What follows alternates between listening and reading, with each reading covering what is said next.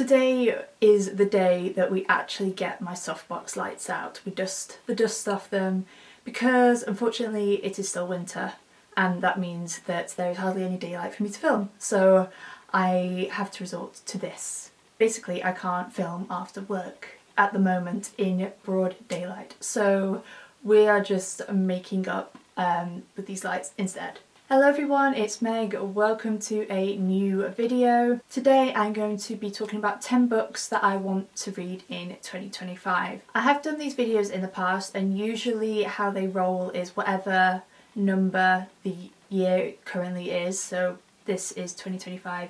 I would usually do 25 books I'm going to read in 2025. However, that would mean probably my entire physical TBR, and even though I would love to get through that, I know it's just not going to happen. So I've decided, if you could probably tell by the title, that I'm going to talk about 10 books that I want to read. They are all on my bookshelves. Some are going to be rereads, books that I need to finish, books on my TBR that I haven't even started. But yeah, basically all of them apart from one book I physically own. And I'm using my softbox today, like I said before, so hopefully the lighting is alright. I'm not used to filming with it because usually I film when it is daylight. But like I said, time of year means that unfortunately daylight is seriously lacking, and I'm so looking forward to spring, honestly. I have quite a nice variety of books that I want to talk about though, and I'm looking forward to hopefully get into all of these. I mean, I envy anybody who actually reads every single book when they make a video like this that's on their list. So let's see how I do this year. So I think we're going to start some manga first, because if you guys have kind of watched my past couple of videos kind of within the second half of last year, I started entering my manga era, my manga and anime era. And I've read 2 manga series so far. Really enjoyed both of them. And these are basically ones that I want to get to next. I have watched the anime for all 3 of them, and I am now going to read the manga. So I will start with the ones I physically own, which is Horimiya, and this is the next manga series I'm going to read. I have got the first 3 volumes, and I am in the process of ordering the rest of them, because there is 17 volumes in this series, I believe. And this is actually one of my personal favourites out of all the anime I've watched. This is probably maybe my top 2, top 3, something along those lines. I really loved it. It's just a fun slice of life story. I love the characters, I love the friendships in here as well, especially I love their friendship group so much. And yeah, I'm just really looking forward to reading it, and also because the anime, the first series left some bits out, the second season is the bits that are filled in, so it's going to be interesting to kind of see everything all in order, both seasons kind of smushed together and all in order. But yeah, this is definitely the next one I'm going to be reading, so I'm sure I will let you guys know what I think of it. The second manga I want to read is Sign of Affection. This is one that I got a recommendation from Hannah, who you guys probably know, the Clockwork Reader. She's read this and really loved it, and again I've watched the anime for this, and now I want to read the manga. I really enjoyed this story. Our main character is deaf, and that sign language is used in here, so I love having that representation in there, and I believe from what I gather the representation is fairly good, which is nice. And yeah, I love the characters, the romance is cute, the art style is cute, and I'm really looking forward to reading it. I think there's just less than 10 volumes of this, I think, I'm not so sure. But yeah, I'm really looking forward to reading it, and again, hopefully I will like it as well. And the final manga series I want to read this year is one that I don't physically own, but I will definitely get to after reading my first 2 books that I talked about before, which is Cherry Magic. And I discovered this book because Gavin from Gavin Reads It All did a video reading the first few volumes, and I didn't want to watch that until I'd seen the anime. So I went and watched the anime, absolutely loved it. I really didn't know what to make of it, because I think the full title is something like Cherry Magic, 30 years of being a virgin makes you a wizard, something along those lines. So it's a bit of a bizarre title, however it is a very sweet, it's just a really beautiful, sweet adorable romance. And yeah, I just really enjoyed it, so I am going to plan on reading the manga, but I am really looking forward to like reading the story, and obviously the anime, from what I gather, only goes up to a certain point in the story, but I do believe there is a film for the anime that's going to come out at some point. So yeah, I'm really looking forward to reading that. That's probably going to be something I'll read in like the second half of the year once I finish my other series, but yeah, I'm really like looking forward to all the manga that I'm going to read this year. And if you guys have any recommendations for manga, please leave them in the description down below. I'm generally more of like a contemporary girly. I don't mind a little bit of magic, but not like super high fantasy. But yeah, if you have any recommendations, please let me know in the comments. So I'm going to go for the only reread that I want to do this year, and hopefully I will do it because I have been meaning to reread this book for ages. And it's one of my favourite books of all time, and that is The Other Bennet Sister by Janice Hadlow. This is a Pride and Prejudice retelling following Mary Bennet, the middle sister, and I absolutely adored this book. I did have a reaction kind of for a vlog like a couple of years ago. I read this like back in 2021, I think. It's highly annotated, and I really want to go back and like re-annotate it, add to my annotations. I did all my annotations in pencil, so I'll go over those. And I just love this story so much. Like, if you are a Pride and Prejudice fan and you are into Pride and Prejudice retellings, please pick this up. You will so be not disappointed. I have read another Pride and Prejudice, like Mary Bennet retelling before, but I definitely prefer this one. Yeah, I just loved it. I remember when I finished it, I just wanted to restart it all over again.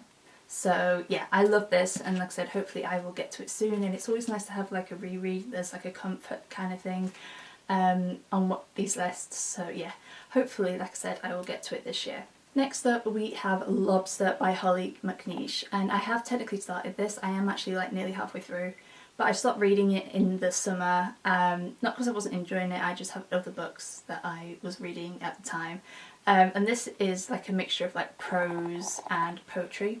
And I've never read anything by Holly. I have been meaning to for years, and I was really enjoying this. This book is basically about things that we were told were disgusting or made to feel like ashamed of, all that sort of thing, and seeing if we can like learn to love them again, which I think is like a really nice concept.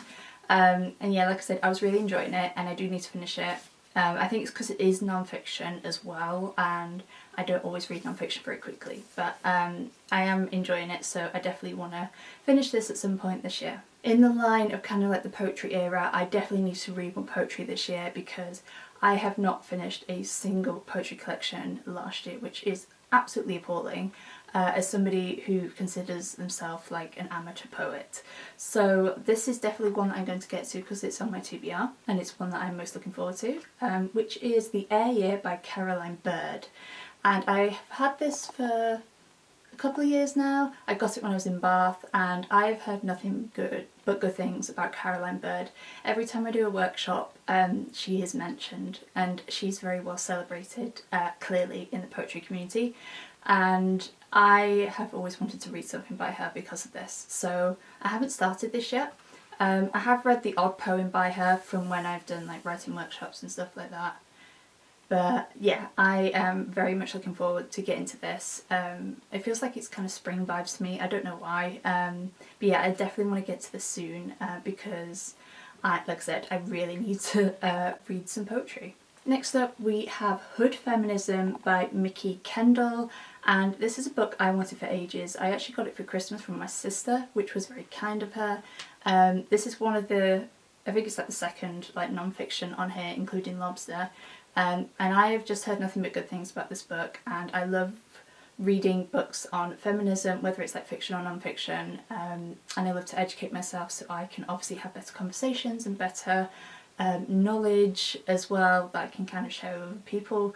So yeah, like I said, I've heard nothing but good things about this book, and I really want to get to it. There's a couple of like other non-fiction books I want to read this year, but this is definitely on the top, and I'm really looking forward to giving it a go. Finally, we have 3 just like general fiction books that I have not read yet and I am going to read for the first time, and hopefully I will really like them. So firstly, we have Making It by Laura Kay. I've read a few books by Laura Kay in the past and I've really enjoyed them. I really enjoy her writing, her characters, and this book sounds right up my street. From what I gather, it is about our main character, and she's a bit of a homebody, and she's an artist, and then one day she gets this like really cool job as an artist, I think, to work in some sort of studio. It's like her dream job.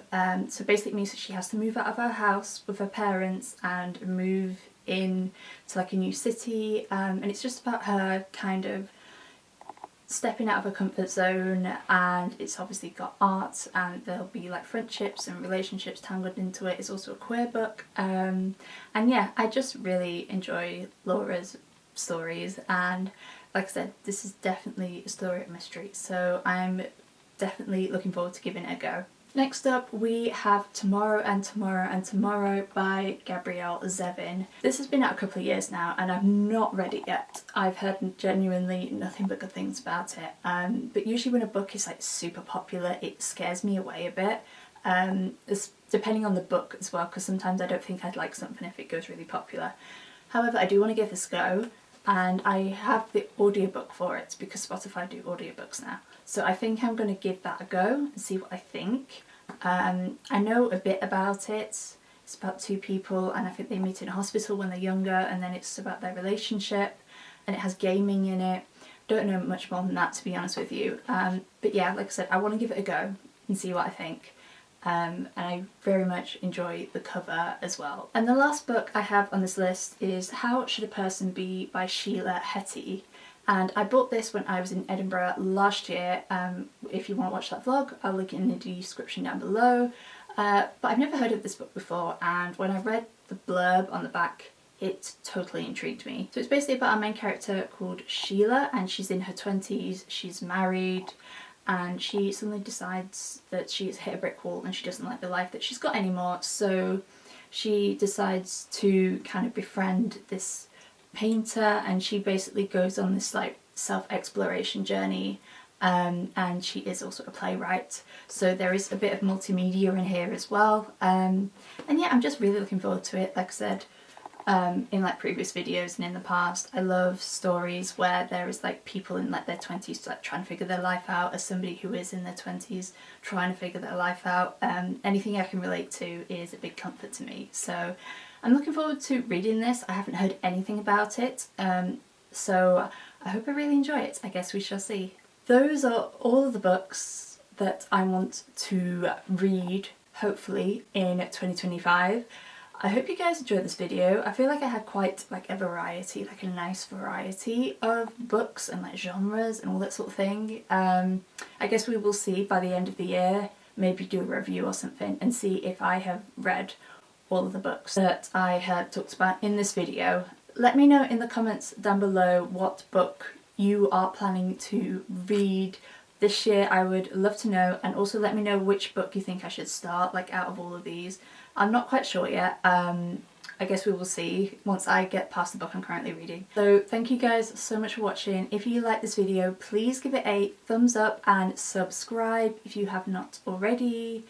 I will leave the links to my social media and all my Goodreads in the description down below for you guys if you would like to see more bookish content that you will not find on this channel. But thank you guys so much for watching. I appreciate you so much, and hopefully I will see you again very soon. Bye guys!